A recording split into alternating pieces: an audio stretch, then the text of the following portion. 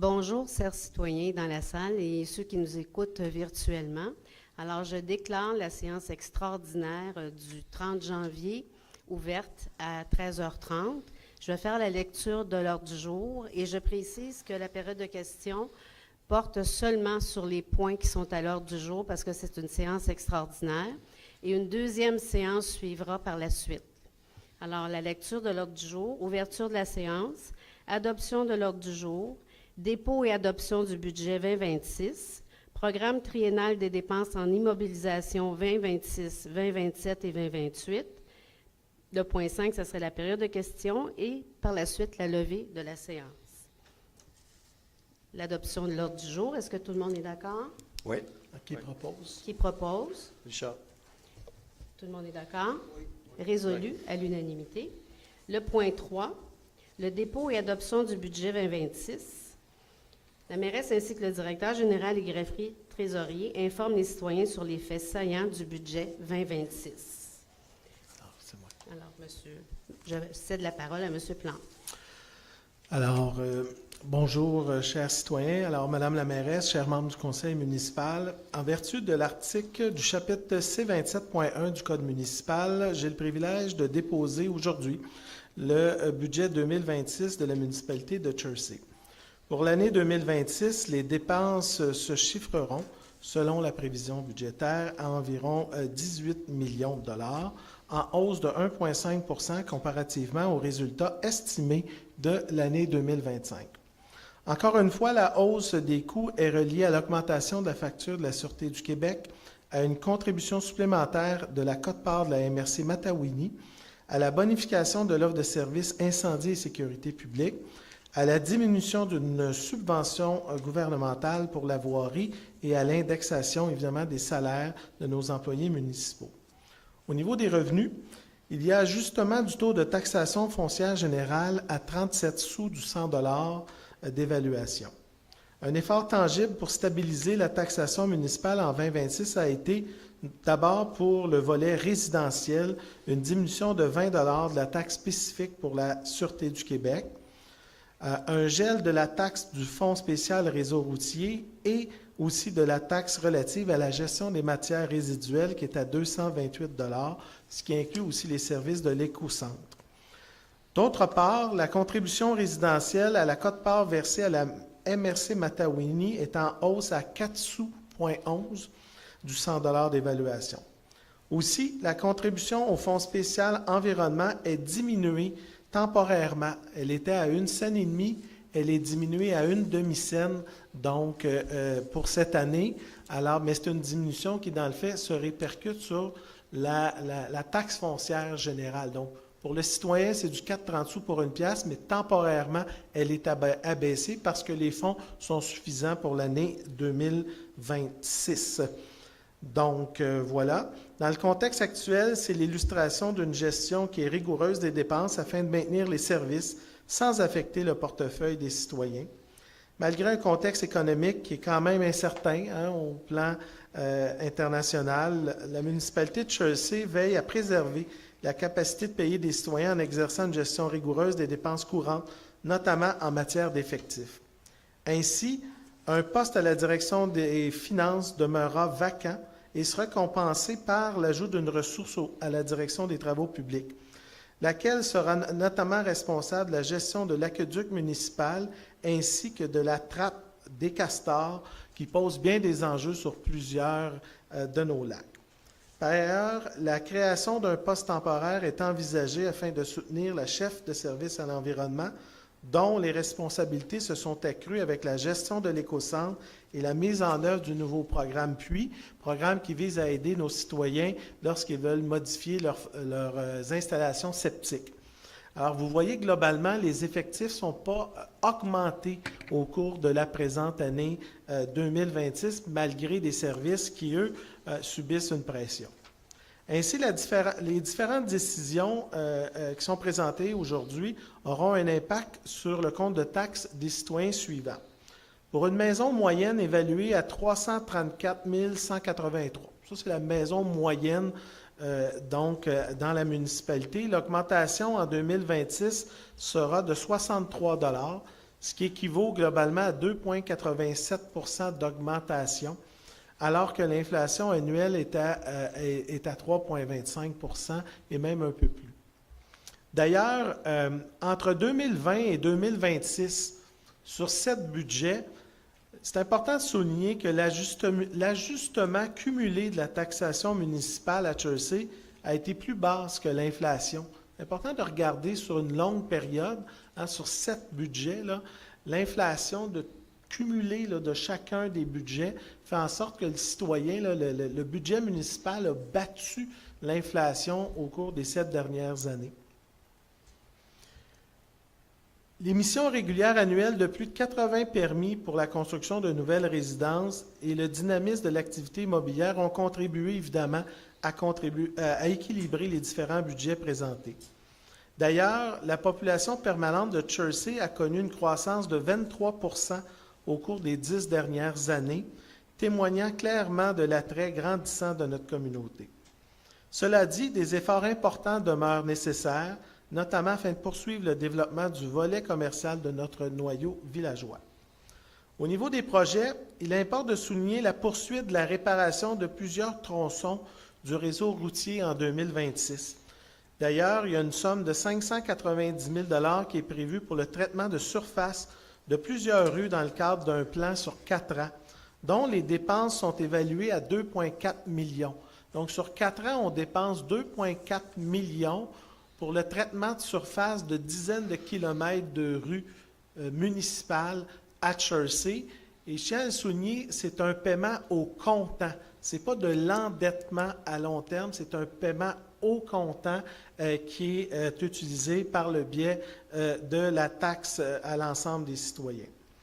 La réfection des barrages du lac Beaume et du lac Jaune sont évidemment au menu, alors que nous espérons les autorisations gouvernementales d'ici quelques mois. Encore une fois, l'appui gouvernemental est attendu pour 66 % des coûts admissibles. En amont, le Conseil allouera aussi 90 000 $ pour la réparation du tablier du pont de l'avenue Masson et de l'aménagement d'un bassin de sédimentation dans le secteur du boulevard des Monts. Au niveau de la sécurité routière, 25 000 $ seront alloués pour des mesures d'atténuation de la vitesse et plus de 30 000 $ pour souligner le 170e anniversaire de la municipalité de Chelsea. Prochainement, la municipalité lancera aussi la phase 2 d'un plan d'aide pour la mise aux normes des installations sanitaires avec le programme PUI. La volonté du Conseil est d'appuyer les citoyens dans un contexte financièrement plus difficile pour les familles et de réduire les risques pour l'environnement. Régulièrement, vous nous soulignez aussi le piteux état du système d'éclairage sur notre réseau routier. Eh bien, ce budget va consacrer tout de même la réparation complète de 75 luminaires à travers le territoire dans un plan progressif mis en place au conseil municipal. Donc, 75 cette année, mais si on continue sur cette lancée dans les prochaines années, on va donc revoir l'ensemble du système de luminosité sur le territoire qui est vieillissant et qui est très difficile à remplacer. Lorsque les citoyens nous disent « ça fait 3 ans que telle lumière est fermée », je peux vous dire une chose, si c'était juste de changer l'ampoule, on le ferait très rapidement. Généralement, c'est parce que le système et les pièces sont désuètes et donc il faut changer complètement le système en cours. Donc, il y a une planification budgétaire à cet égard. Le plan triennal dont Mme la mairesse vous présentera aussi dans quelques instants est de l'ordre de 43,2 millions au total. Et ça inclut des subventions d'un minimum de 22,4 millions, des subventions gouvernementales. Donc, je vais être clair pour les gens qui nous écoutent, la municipalité ne va pas emprunter 43 millions. Elle va dépenser 43 millions pour lequel elle a un minimum de 22,4 millions de subventions. Et une part importante de l'écart, c'est aussi des taxes de secteur. Je donne l'exemple pour les barrages. Donc, ce n'est pas un endettement global pour l'ensemble des citoyens de Chelsea qu'il faut retenir.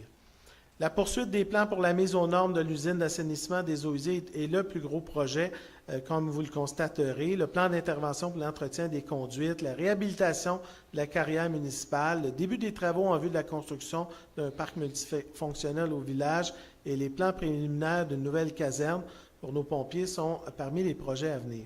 C'est un travail qui s'annonce des plus ambitieux et les équipes sont déjà à l'œuvre pour concrétiser les nombreux projets visant à bonifier la qualité de vie des citoyens de Chersey. Je termine en saluant le travail de Mme Chantal Robillard, qui est notre directrice du service des finances, dans la préparation du présent budget et de son plan triennal d'immobilisation avec toute l'équipe de direction. Là, je veux le souligner au cours des derniers mois. Il s'agit d'un budget équilibré alors que les finances des municipalités sont sous pression, il ne faut pas se le cacher. Suite à plusieurs révisions des dépenses et des programmes gouvernementaux, ça a un impact. Encore hier, on a appris qu'il y aurait une coupure dans le transport collectif en région. Alors, par le truchement, ça va affecter le transport collectif à la MRC, puis éventuellement les quotes-parts dans les municipalités. Alors, on voit que les gouvernements revoient leurs dépenses, puis ça se répercute directement sur le compte de taxes des citoyens.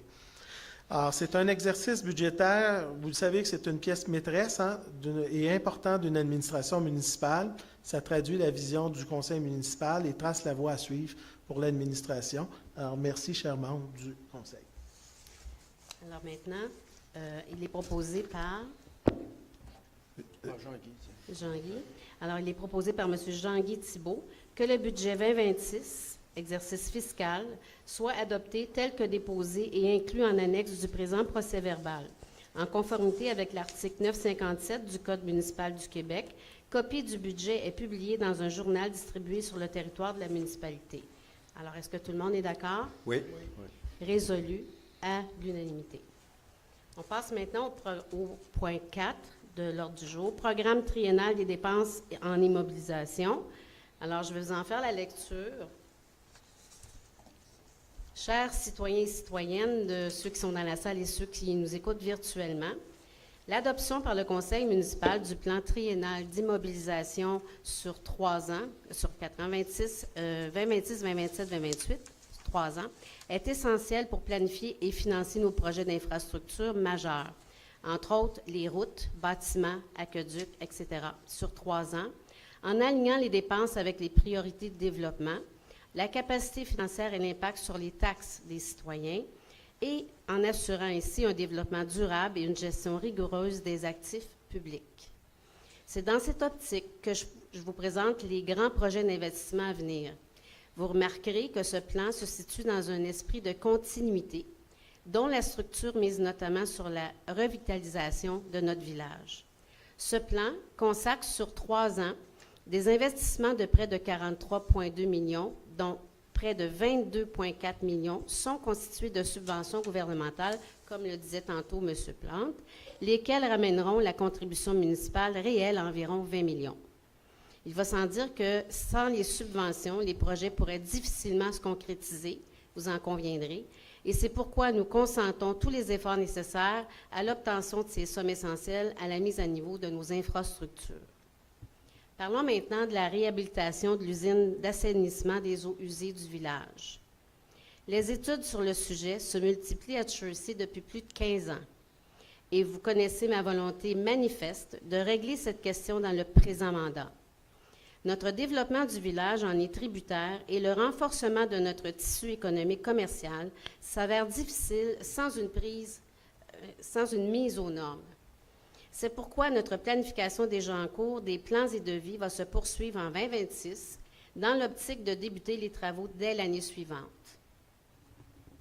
Ce projet implique plusieurs volets, dont la mise aux normes des postes de pompage des eaux usées, la remise en état de la conduite sanitaire en pente inversée sur la rue Gascon, la réfection d'un égout pluvial déversé dans un poste de pompage et évidemment la conception d'une station aérée pour mieux desservir les citoyens et les commerces du village. Des subventions entre 55 et 80 % par projet viendront atténuer l'impact financier de cette dépense totale estimée à environ 12,7 millions. Rappelons que l'ensemble des citoyens ne seront pas directement impactés par cette dette, car notre Fonds pour l'environnement cumule des réserves depuis plusieurs années. Parlons maintenant de la construction d'un parc multifonctionnel au cœur du village. Ce parc multifonctionnel, on l'attend ici à Chersey depuis plus de 25 ans. Et en 2026, il risque fort de voir aboutir ce projet qui nous donnera un site absolument magnifique, comprenant des jeux d'eau, des terrains de pickleball, tant attendus par les citoyens, de tennis, un skatepark pour nos jeunes ados, des modules de jeux 0-12 ans pour les enfants et un chalet de parc pour accueillir nos citoyens. Les plans et devis sont presque complétés et certains travaux préparatifs ont déjà été complétés. Une dépense approximative de 4,8 millions auquel il faut soustraire une subvention avoisinant les 50 % et un fonds de parc cumulé d'environ 1 million. Au final, l'impact sur la dette à long terme sera faible pour les citoyens, mais les bénéfices pour les générations futures et la revitalisation du village seront sans égal pour Chersey. Enfin, les Chersoises et Chersois compteront bientôt sur un véritable parc multifonctionnel pour les générations futures. Maintenant, on passe à la caserne de pompiers sur la route 125. Voilà un autre projet dont l'aboutissement s'éternise depuis beaucoup trop longtemps. L'acquisition d'un terrain pour la nouvelle caserne a été un exercice quelque peu complexe et qui a suscité multiples débats dans la communauté. Eh bien, aujourd'hui, nous avons un terrain sur la route 125, bien situé et offrant une couverture optimale en matière d'incendie, incluant les services de nos premiers répondants. Mon administration a largement contribué à améliorer l'offre de services en sécurité incendie, sécurité publique, non seulement par l'ajout de pompiers en caserne le jour sur semaine, mais aussi par des équipes sur appel 24 heures sur 7 jours, dans l'optique d'accroître la rapidité des réponses. C'est très important dans notre territoire. La construction d'une nouvelle caserne financée à 80 % par le gouvernement du Québec s'avère une étape cruciale pour offrir à nos pompiers un milieu de travail adéquat et à nos citoyens une vraie bonification de services. L'actuelle caserne est en réalité un vieux garage transformé tant bien que mal, et certains équipements doivent même être entreposés sur 2 sites éloignés l'un de l'autre, par manque d'espace évidemment. Le mandat qui s'amorce est l'occasion de corriger cette situation et d'avoir enfin une caserne de pompiers digne de ce nom et d'améliorer notre desserte sur le territoire de Chersey.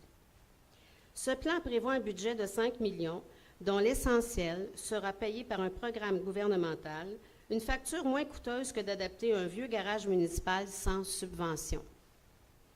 Je le répète souvent, on paye des impôts comme tout le monde à Chersey, et Chersey a droit à sa juste part pour améliorer ses infrastructures. D'ici 2030, Chersey comptera 6 000 résidents permanents et probablement plus de 15 000 citoyens en incluant les villégiateurs et les touristes en période estivale. Notre service d'incendie et sécurité publique se doit de répondre aux attentes en la matière. On passe maintenant à la construction d'un nouveau débarcadère à l'école de Saint-Théodore. La sécurité de nos enfants est une préoccupation constante des élus et le débarcadère de notre école, qui est situé au cœur des installations municipales, est certes un enjeu de sécurité. C'est pourquoi nous planifions des travaux pour relocaliser l'actuel débarcadère sur la rue principale afin de réduire les risques et d'éviter la proximité des activités municipales, notamment celle de la voirie à proximité. Notre souhait est de consacrer à ce projet près de 250 000 $, incluant une subvention conditionnelle de 50 % au projet. Comme vous le voyez, nous avons plusieurs projets dans nos cartons et des projets qui sont tributaires de l'appui financier de nos gouvernements. Le point 5 maintenant, un nouvel écran numérique au cœur du village afin de mieux communiquer avec les citoyens. Dans l'esprit de dynamiser notre cœur villageois et de favoriser les communications auprès des citoyens, ce plan d'investissement verra l'aménagement d'un nouvel écran numérique sur la rue de l'Église, tout près de notre ancien presbytère. Cet outil servira à promouvoir nos spectacles à la Belle Église et à diffuser des informations pertinentes à l'ensemble des citoyens désireux de rester informés sur les activités municipales. Une dépense de moins de 77 000 $ pour laquelle un partenaire financier sera sollicité également. Le point 6, maintenant, la réhabilitation des barrages du lac Beaune et du lac Jaune. Les projets de réhabilitation des barrages du lac Beaune et du lac Jaune sont connus depuis plus de 5 ans et je dirais même plus, et les plans et devis sont en attente d'une autorisation du ministère de l'Environnement. Comme vous, je suis très impatiente que le travail débute enfin. Les subventions gouvernementales ont été revues à la hausse à 60 %, une très bonne nouvelle pour Chelsea. Pour les 2 projets, nous prévoyons des dépenses de moins de 4 millions, auxquelles il faut soustraire une subvention d'environ 2,6 millions. L'emprunt réel définira une contribution aux bénéficiaires dans le même ordre de grandeur que celui qui a été présenté en octobre 2024 aux citoyens. J'en profite également pour remercier les associations de lac pour leur excellente collaboration au dossier. C'est primordial pour faire en sorte qu'un dossier se concrétise. Merci encore. Le point 7, des investissements soutenus pour l'entretien du réseau routier. Dans la poursuite de la vision du Conseil 2025, un plan pour la réfection des traitements de surface de plusieurs rues municipales est prévu au présent plan triennal d'immobilisation. Il est planifié d'y investir 1,8 million sur 3 ans, portant la dépense totale 2025-2028 à 2,5 millions sur des rues asphaltées en grand besoin de réfection. Ce changement à la planification prolonge d'au moins 7 ans la durée de vie de nos rues par un traitement de surface qui redonne de la vigueur et du confort pour les automobilistes circulant à Chelsea. La liste des rues ciblées pour 2026 fera l'objet d'une annonce ultérieure. Le tablier du pont de l'avenue Masson et 11 ponceaux sur le territoire figurent à notre carnet de projet dans le cadre de notre planification d'entretien de nos infrastructures routières. Un rattrapage était plus que nécessaire pour moderniser notre réseau. Maintenant, on passe à l'entretien de notre belle église. Vous me permettrez une gorgée d'eau.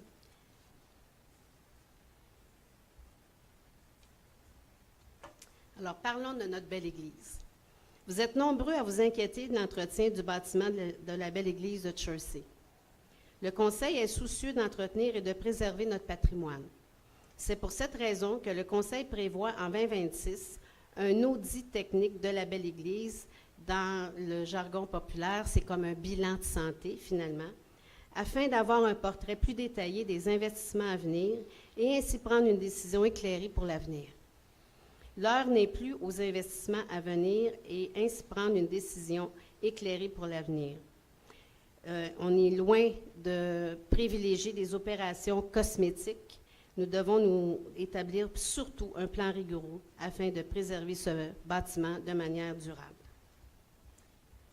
Maintenant, je m'en voulais de ne pas vous souligner en rafale plusieurs autres projets sur différents secteurs. La réhabilitation de la carrière municipale, l'étude de stabilité du barrage du lac d'Argent, la réparation de plusieurs bornes fontaines au village, une nouvelle glissière de sécurité sur la rue Paré, un nouveau bassin de sédimentation sur le boulevard des Monts et l'avenue des Astères, l'amélioration des installations de notre écocentre, une programmation spéciale également, et ça c'est très important à souligner, pour souligner vraiment le 170e anniversaire de Chelsea, notre beau village. Je m'arrête en vous disant que nous poursuivons intensément l'entretien de notre territoire et l'animation de notre communauté pour votre plus grand bonheur. Pour conclure, ce plan triennal d'immobilisation 2026-2028 est ambitieux et exigeant pour notre organisation municipale. Le Conseil et moi veillerons à sa réalisation en sachant que les projets sont souvent tributaires de subventions et d'autorisations ministérielles. J'ai l'espoir qu'il s'agira d'un tournant important pour le développement du territoire et la revitalisation de notre cœur villageois. Nous sommes sans aucun doute de plus en plus attractifs. La preuve, notre population permanente est en croissance de 23 % depuis les 10 dernières années. Ceci a déjoué toutes les prédictions. Ce nous donne l'avantage de nos moyens pour agir et investir dans notre communauté. J'en profite pour remercier sincèrement l'administration pour son excellent travail et lui souhaite de poursuivre sur cette lancée. Merci, chers citoyens. Alors, j'aurais besoin d'un proposeur pour que le Conseil accepte le programme triennal des dépenses en immobilisation 2026, 2027, 2028, tel que déposé et inclus en annexe du présent procès verbal. Est-ce que tout le monde est d'accord? Oui. Résolu à l'unanimité. Alors, on passe maintenant à la période de questions et je précise encore une fois que la période de questions, lorsque c'est une séance extraordinaire, doit porter uniquement sur les sujets à l'ordre du jour. Est-ce que des...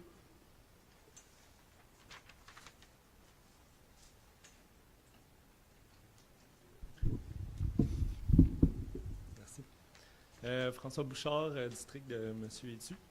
J'avais juste une question par rapport, je regardais l'exercice fiscal, le remboursement de la dette. En fait, l'exercice de la dette, qu'on chiffre à 2,5 millions.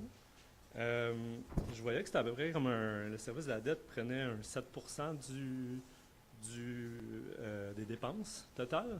Je voulais juste savoir, est-ce que là-dedans, en fait, c'était quoi la dette? Moi, ça fait pas beaucoup d'années que je suis ici, fait que j'ai aucune idée.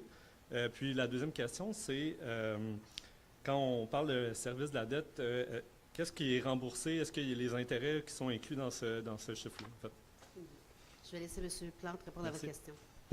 Je vais, pour le chiffre exact de la dette, parce que vous comprendrez qu'on fait des emprunts et qui sont renouvelables à chaque année, donc on ne suit pas nécessairement chacun là où on est rendu. Mais ce qui est important, c'est que c'est comme notre paiement hypothécaire, là. Donc, ce qu'on a à prévoir dans notre budget et qui est réservé au remboursement, c'est paiement du capital et intérêt. Donc, c'est ce que vous voyez. Pour ce qui est du chiffre exact de la dette, on va revenir à une prochaine séance du Conseil, à moins que, Madame la directrice des Finances, vous ayez le chiffre en tête.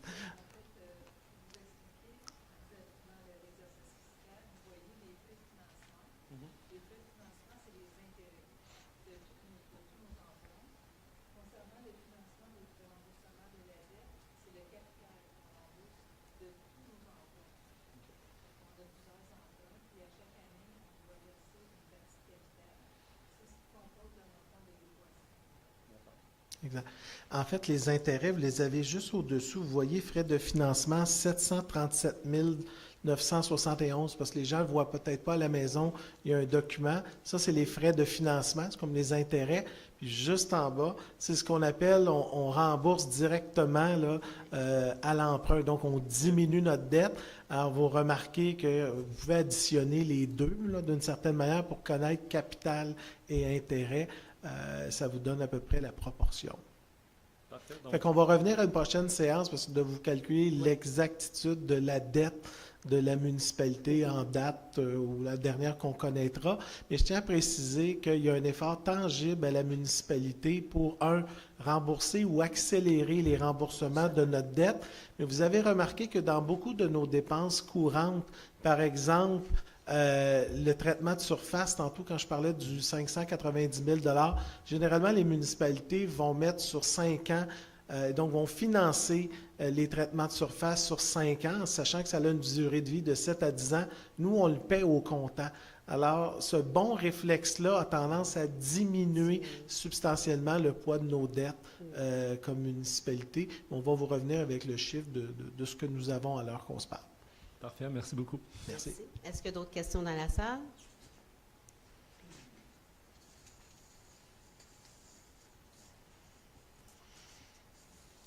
Bonjour, Jacques Desjardins. Moi, ce que je me demandais, c'est avec les évaluations qui ont grimpé plus haut que ce que ça vaut, combien ça va nous coûter de plus de taxes en gros cette année? Exactement. Bien, tantôt, je pense que vous avez entendu M. Plante donner une moyenne sur une maison d'environ 334 000. Je laisse répondre à ça, mais c'est une augmentation. En fait, cette année, c'est ça. En fait, cette année, il n'y avait pas de nouveau rôle, c'était l'année passée. Fait que normalement, votre évaluation l'an dernier, si elle était à 350 000, bien, cette année, elle est encore à 350 000. Donc, votre base d'évaluation ne change pas pendant 3 ans. Donc, normalement, quand on calcule l'ajustement, l'indexation de votre compte de taxes, si votre maison, elle était à 334 000, parce que c'est la maison moyenne, votre augmentation va être de 63 $. Si votre maison, par exemple, elle vaut 210 000, ça va être beaucoup moins que 63 $. Puis si votre maison vaut 600 000, bien, elle va être beaucoup plus élevée. Quand je dis beaucoup plus élevé que 63, ça va peut-être être 117 $, entre guillemets. Alors, ça dépend de votre évaluation. Je dis souvent, plus votre maison vaut cher, plus votre contribution au compte de taxes générales des citoyens est plus élevée. C'est la même chose que les impôts. Hein? Plus vous gagnez cher, plus vous payez d'impôts. Moins vous gagnez, moins vous payez d'impôts. C'est la même chose. Donc, votre évaluation foncière n'a pas changé normalement cette année, à moins que vous ayez fait, qu'un citoyen ait fait des rénovations majeures, par exemple, de 50, 100 000 $. Mais normalement, il y a une réévaluation, mais ça concerne très peu de citoyens là, au total. Mais là, je viens de vendre une maison, moi, Ouais, qui a été évaluée à 145 000 en 2025. ouais. En 2000, là qu'on vient, là, on est Ouais. au mois de janvier, la nouvelle évaluation pour la taxe de mutation, ils l'ont mis à 150 800. OK. Ça, c'est Fait le qu'il y a eu une facteur. augmentation. Non, en fait, ce qui arrive, c'est que je veux juste expliquer cette technicalité-là. C'est comme ça dans toutes les municipalités. À l'an 1 d'une évaluation foncière, prenons un exemple, la valeur est de 125 000 $. À l'an 2 du rôle triennal, il y a un coefficient qui est évalué. OK? Puis c'est la même chose pour l'an 3. Puis quand on arrive à l'an 4, il y a une nouvelle évaluation. OK? Ce que ça vise, c'est à faire le bon calcul. Ce coefficient-là est évalué par le ministère des Affaires municipales. Dans notre règlement de taxation qu'on va adopter dans la séance qui va débuter dans quelques instants, pour l'année 2026, on est à 1,14. Ça veut dire que si ton évaluation est à 100 000, bien, je vais calculer ta taxe de bienvenue sur 114 000 parce que j'ai un facteur de coefficient de 1,14. L'année prochaine, mettons que le ministère des Affaires municipales évalue que notre facteur comparatif, c'est 1,22, bien là, ça aurait été 122 000 pour être plus simple. Et ça, c'est comme ça pour l'ensemble des municipalités. Ça remonte le compte de taxes pareil. Non, ce n'est pas les taxes, c'est seulement pour le facteur c'est seulement lors d'une revente pour calculer la taxe de mutation. C'est seulement dans cette circonstance-là. Mais vous, votre calcul de votre compte de taxe, il est toujours, là, si vous étiez à un compte de taxe, mettons, d'une évaluation de 150 000, vous allez avoir 150 000 l'an 1, 150 000 l'an 2, 150 000 l'an 3, à moins que vous fassiez des rénovations majeures, puis que la nouvelle évaluation vous mette à 200 000, par exemple, là, ça va être différent. Mais normalement, vous avez la même évaluation pendant 3 ans. OK. C'est bon? Merci. Allez-y.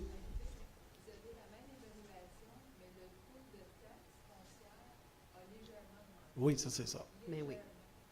Avec l'évaluation qui a grimpé plus haut que ce que ça vaut, ça fait pas mal plus pareil ces taxes. Parce qu'on a un autre triennal et le rôle a commencé en 2025. Donc 2025, 2026, 2027. Pendant ces 3 années-là, vous avez la même évaluation C'est ça. foncière. Ce qui varie, c'est le taux de taxe foncière. Donc, il a augmenté légèrement. L'année passée, il était à 1,3427 de son dollar d'évaluation. Là, il est à 37. Là, il est à 30. 1,37 100 d'évaluation. Déjà l'augmentation. Alors, vous avez des questions? Sur l'ordre du jour uniquement. Fait que ça, on ne l'a pas passé encore? Non, c'est la prochaine séance. Si vous venez sur le règlement de taxation, même si on en parle un petit peu, c'est plus sur la C'est prochaine c'est séance. la prochaine séance. Exact. Alors, étant donné qu'il n'y a pas d'autres questions dans la Attendez, salle. monsieur. Bonjour, Guy votre Monet. nom. Guy Monet. Bonjour. Bonjour. D'abord, pour la dette totale, j'ai les chiffres que j'ai pris sur votre rapport financier. C'est rendu à 25 millions aujourd'hui, que vous avez comme Vous dette avez pris totale. ça dans le rapport 2024. 2024, c'est ça. Donc, ça a monté depuis ce temps-là. Non, il se peut qu'on a eu des remboursements aussi. En 2020, c'était presque 9 millions. Donc, ça a monté à 25 millions en 2024, en 4 ans.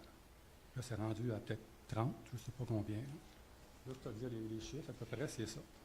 Donc, OK. Écoutez, moi, je ne veux juste pas confirmer ça, mais à la Non, prochaine parce que séance, c'était on va 24 présenter millions, un c'était tableau. 24 millions certains. Non, Ça, c'est écoutez, moi, écrit je dans ne vos chiffres. veux pas prendre vos chiffres et que les gens prennent ça pour du cash. Mais à Je 25, vois je souvent sais vos pas. publications, puis vous prenez des chiffres, vous les publiez comme ça, là, sans explication. Ce que je vous dis aujourd'hui, on va montrer le tableau, ça va être beaucoup plus facile. Ça ne vous dérange pas, là? Ah non, mais au contraire, je suis content que vous Oui. montrez ça aux gens. Très bien. C'est comme essentiel même de le faire tout le temps, mais c'est Très vraiment bien. fait, je trouve. Alors, votre question. Ma question, j'en ai plusieurs. C'est sur les Vous en taxes. avez deux. Vous avez deux Je questions. sais, je suis très, très limité, mais ça va être une longue question avec plusieurs... longues Non, c'est deux questions. OK. Allez-y. OK. Dans les taxes, c'est pas tout de suite, hein, vous me dites? C'est maintenant, oui. C'est le budget. On C'est parle le du budget On parle ou du des budget, hausses de mais- taxes? PTI, exact. Puis le programme triennal d'immobilisation, M. C'est ça. Monet. J'ai les questions par rapport à la collecte à 3 voies, les bacs. Ouais. Le taux n'a pas changé, toujours 228 $228 par oui. personne. Exact. Mais pourtant, cette année, on a juste une collecte à 2 voies. Donc, le bac bleu est pris en charge par le gouvernement du Québec. Oui. Pourquoi faire que le taux n'est pas baissé? Première des choses, la collecte à 2 voies, comme vous l'appelez, a commencé l'année passée. Donc, on va juste vous le dire, là, ça fait plus qu'1 an. C'est important de souligner que généralement, la collecte à le bac bleu, qui était la 3e voie, qui était auparavant destinée aux municipalités, on avait des dépenses, mais on avait aussi beaucoup de revenus de Recycle Québec. Annuellement, nos dépenses étaient plus basses que nos revenus.